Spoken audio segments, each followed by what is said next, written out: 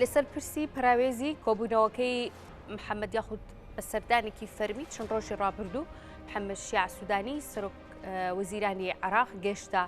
تارانی پایتەختی ئێران. دیارە ئەم کۆبوونەوەیە ڕێکدانەوە و خوێندنەوەی جیاوازی هەبوو لە کاتێکدا بوو سەردانەکە کە عێراق و بارودۆخی ئەمنی عراق لەنێو ببورن لەنێو فشار و هێرشێکی زۆردا بوو چ لەلایەن وڵاتی ئێرانەوە هەروەها تورکیاوە کە هێرشێکی زۆر بە موشک و فڕۆکی بفڕەکەوان دەکرایە ناوخاکی هەرێمی کوردستانەوە. دیارە لەم نێوەندەدا محەممەد شیع سوودانی سەرۆک وەزیرانی عراق سەردانی تارانی کرد سەبارەت بە خوێندنەوە گشتگیرەکە بۆ سەردانەکەی سەرۆک وەزیرانی عراق و هەروەها هێرشەکانی تورکیا و ئێران بۆ خاکی هەرێمی کوردستان و بەردەوامیدانی ئەم هێرشانە و ئاراستە و هەروەها هەڵوێستی حکوومەتی عراقی چی دەبێت بۆ ڕوبەڕووبوونەوە و ڕاگررتنی ئەم هێرشانە و نەبەزاندنی سەروەری خاکی عراق و هەرێمی کوردستان.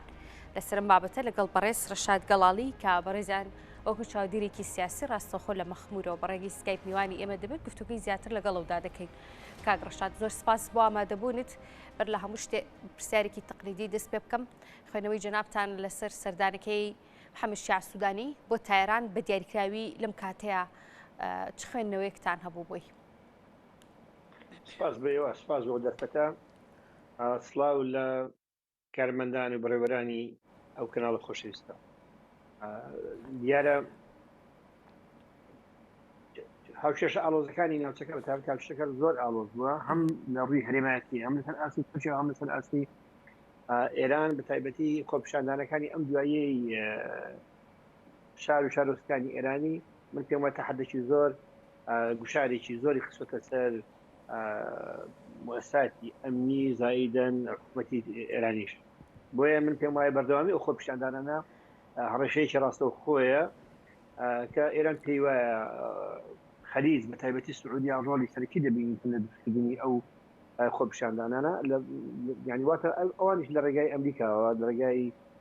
ئیسرائیلەوە بە پێی پروپاگەندەکانی حکوومەتی ئێرانی. بەڵام ئەوەی من بە پێی زانیاری من بە پێی خوێندنەوەی من لە ڕزاوەکان خۆتان دەزانن دوای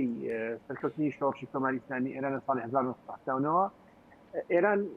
بەشێک بۆ لە تەزیری سەورە بۆ وڵاتانی عێراق بۆ سووریا بۆ لوبناان بۆ فەڵەستین بۆ هەموو چادەورەی خۆی ئەم قۆناغێکە دوای زیاتر لە 90 ساڵ لە حکومڕانتی ئێرانی من پێم وایە کۆمەلگای نێودەڵ گەیشتوتە قەنەعاتێک کە دەبێت گۆڕانکاریێک بەسەر سیستەمی حکومڕانی لە ئێراندا بێتن. بۆیە ئەوەی گوشارەکانی ئێرانیش بە تایبەتی کەشمەکانی ئێرانی پەیوەستە بە حکوومەتی عێراقی لەسەر ئەساسی ئەوەی کە بە تایبەتی حزبی دیموکراتی کوردستانی ئێران زایدەن کۆمەڵا کە دوو حزبی سیاسی خاوەن پێگەورە پوزێکی باشن لە نێو ڕۆژهەڵاتی کوردستان لە ئێران ئەمانە دەیانەوێت لە ڕێگای ئەوەی کە پێیان وایە دیموکرات کۆمەڵا ڕاستەوخۆ بارگای سەرکیان هەیە لێرە ئەمانەیان کە یارمەتیدەرێکی کولینە لە ناوچە شار و شارۆچکانی کوردستانی ئێران کە بەشێکی سەرەکی لە دەعمکردنی ئەم خۆپیشاندانانە. بۆیە ئێران فاتحەی هەم هەرێمی کوردستانی کرد و هەم زایدان بۆ عێراقیش لەسەر بەرزترین ئاست سەردانی عێراقیان کرد. ڕاستەوە خۆ پەیانی ئێرانی ڕسالی ئێرانی هەم بە هەرێم گەیاند و هەم بە ئەم بە سەرۆک وەزیران و خۆی کوتلە سیاسییان گاندیە. من پێم وایە سەردانی محەممەد شیع سوودانی کە سەرۆک وەزیرانی ئێستا عێراقا بەشێکە تەواوکەری ئەو بەرنامەیە یاخود ئەو پرۆژەیە کە لەلایەن ئێرانەوە جۆرێک لە هەماهەنگی لەگەڵ حکوومەتی ئێران و حکوومەتی ناوەندا بەدی دەکرێت بۆ هێرشانی کە دەکرێتە سەر خاکی هەرێمی کوردستان بە ناوی پارتەکانی ڕۆژهەڵاتی کوردستانەوە کە دەکرێت. ئەگەر بگەڕێنەوە بۆ خەلفیاتێکی دوورتر خۆتان دەزانن لە دوای تشکیلکردنی حکوومەتی هەرێمی کوردستان دوای ڕاپەڕینوانە ڕۆڵی جنابی مام جەلال و دانیشتنی لەگەڵ هەردوو حزبی سەرەکی بە تایبەتی حزبی دیموکرات زایدەن کۆمەڵا لەگەر خۆی حزبەکانی تریش کە ئەمانەی باڵی سەربازیان هەبوو سیرەکی هاوبەش گەیشتنە خاڵی هاوبەش بەوە بکە هەڵۆسە بکەن لە خەباتی چەکداری. ئەم ڕۆڵەی جنابی مام جەلال توانی ئارامەیەکی زۆر بجێڕێتەوە بە تایبەتی بۆ ناوچە سنووریەکان و زایدەن و شارەکانی ئێرانیش کەم بکاتەوە هەچەند لە ئێران ناوە هەر گوشاری خۆی دەخستە سەر هەردوو حزبەکە بە تایبەتی حزبی دموکراتی کوردستانی ئێران خۆتان دەزانن لە بارگەکانی حزبی دموکراتی لە ساڵانی بە تایبەتی پێش 96 و دوای 96 لە بارگای سەرکی سەرکرداتی حزبی دموکراتی داوە ئێران ناوە بەڵام هیچ جارێکیان بەقەدر ئەم جارە گوشاری زیاتر نەکردووە ئەم گوشارە پەیوەستە بە وەزعی ناوخۆی وەزعی زۆرتاتی هەیە بۆیە من وای دەبینم هەم لەسەر ئاستی کوردستان لەسەر ئاستی حکومەتی هەرێمی کوردستان و بە تایبەتی ژێکێتی نیشتیمانی کوردستان کە لە هەردوو بارگای حزبەکە بە تایبەتی زیاتریان لەم سنوورەیە بۆیە دەکرێت دیالۆگێکی ڕاشکاوانە لەگەڵ ئەم هەردوو حزبەکە بکرێتن چۆن لە ڕابردوو بەپێی ڕێکەوتنێکی نێوان یەکێتی نیشتیمانی کوردستان و هەردوو حزبەکە کە بەشێک بوون بەڕاستی لە ئارامی بۆ کوردستان یارمەتی دەرێکی باشیش بوون بۆیە دەبی وەزعی هەرێمی کوردستان لە بەتاوە بگرن هەردوو لایەنەکە من دڵنیام لەوە هەم لە باکووری کوردستان هەم لە ڕۆژهەڵاتی کوردستان هەم تورکیا و هەم ئێران ئەمەی ئێران ڕاستەوخۆ بە فڕۆکە یاخو بە سەواریق لە بارێگاکاندا بەڵام ئەمەی تورکیا خۆتان ئێوە ئاگادارن زیاتر لەستی بازگەی تورکی لە ناوخات هەرێمی کوردستان حتا منطقی سیدەکان و هێر بۆ سیدەکان هێرش بۆ منطقەی سۆرانەوەش هاتووە و ئەمە واتە هەردوو دەوڵەتی هەرێمایەتی من لە چەند ئاماژەم بە خاڵی کردی عکوم کە بۆ پەیامەکە جوانتر بگا هەمیشە وڵاتانی هەرێماتی ئەگەر خوازیار بن بیانەوێ شلەژانی ئەمنی ئاسایش لە هەر وڵاتێک تێک بدەن بە تایبەتی هەردوو وڵات لەگەر دراوسەی هەرێمی کوردستان ئەگەر بیانەوێ باری ئەمنی بشێوێنن من پێمە لە هەر کات و ساتی خوازیار بن دەتوانن باشە دەتوانن ئاسایشی هەرێم تێک بدەن باشە کاک ڕەشاد دواتر دێمە سەر پرسیارکردن سەبارەت بە هێرشەکان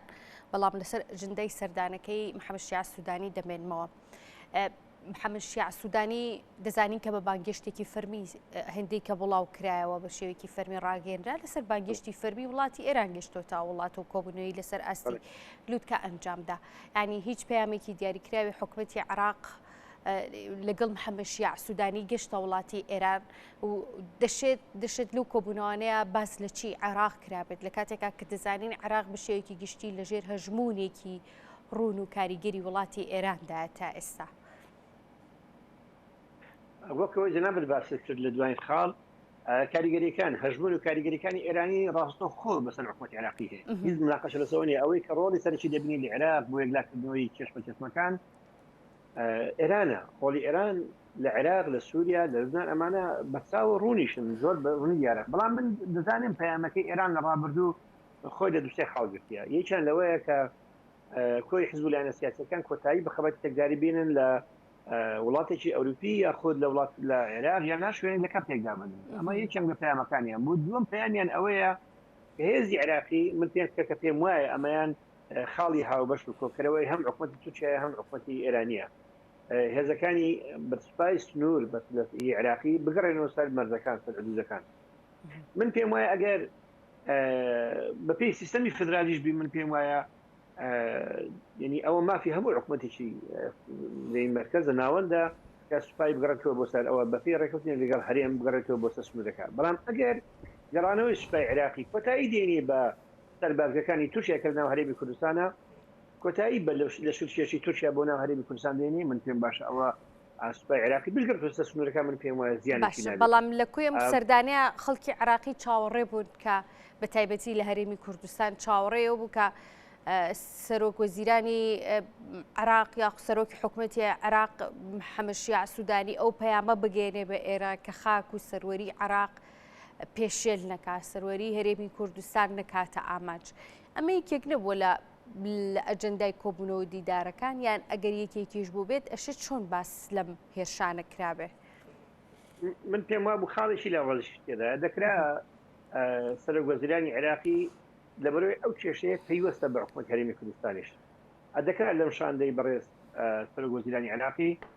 نوێنەرێکی کوردیش تیا بە بە تایبەتی لە هەرێمی کوردستان کە بەشدار بە لە گفتوگۆکان ڕەنگە لە دیداری لووتکە ئەگەر بەشداریش نەبا بەڵام دەکرا لەگەڵ بەیانی دابریشبان لەگەڵ وەزارەتی بەرگری یاخود لەگەڵ وەزارەتی ناوخۆ لەگەڵ ئاسایش لەگەڵ هەر ئەم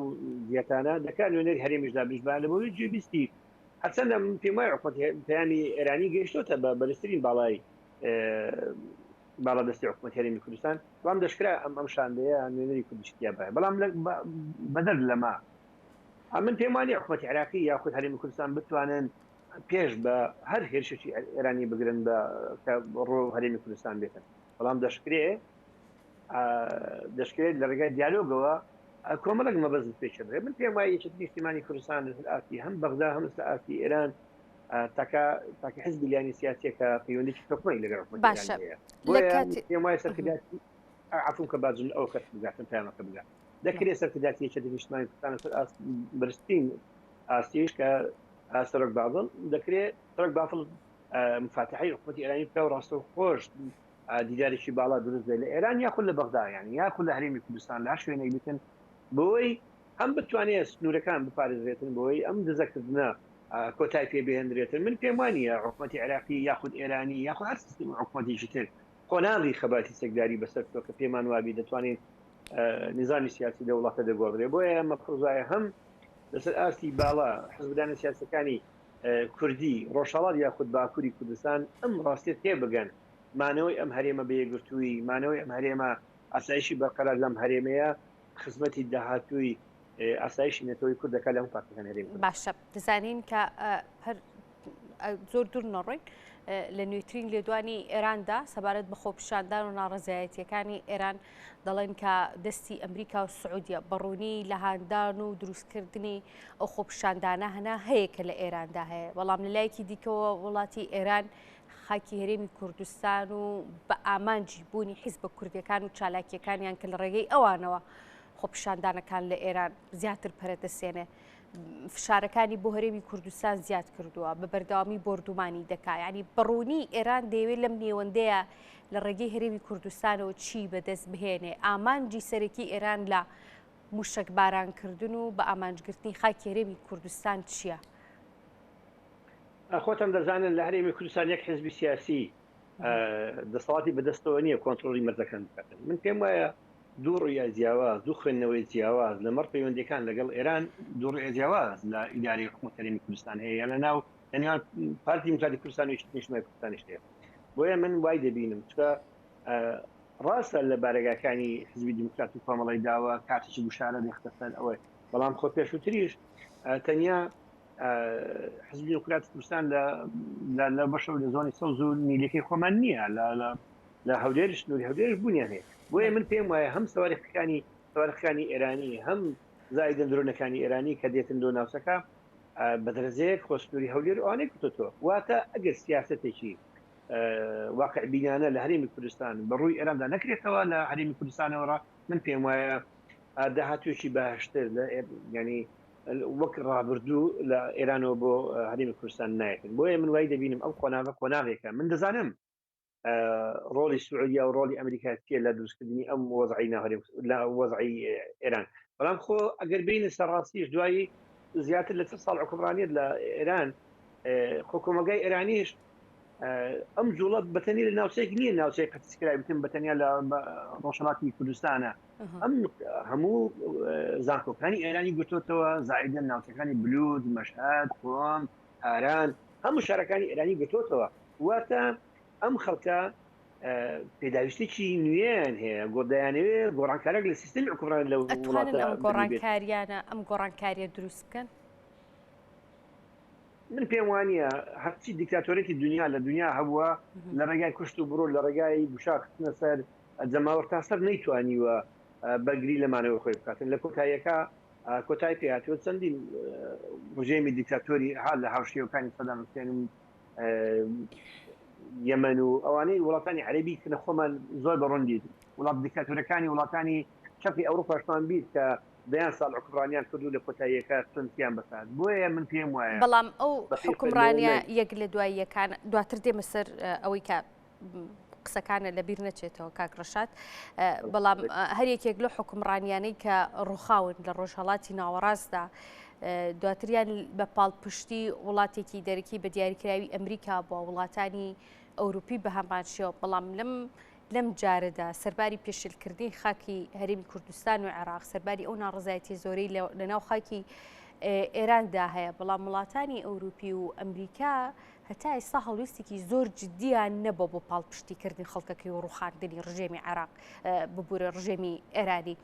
ینی پێتان وانە جیاواز بێ حکوومەتی ئێران لەگەڵ ڕژێمەکانی دیکەی کە لە ڕۆژهڵاتی ناوەڕاستا وڵاتانی دیکە ڕووخاون و پاڵپشتی وڵاتانی دیکەی ئەوروپی و ئەمریکان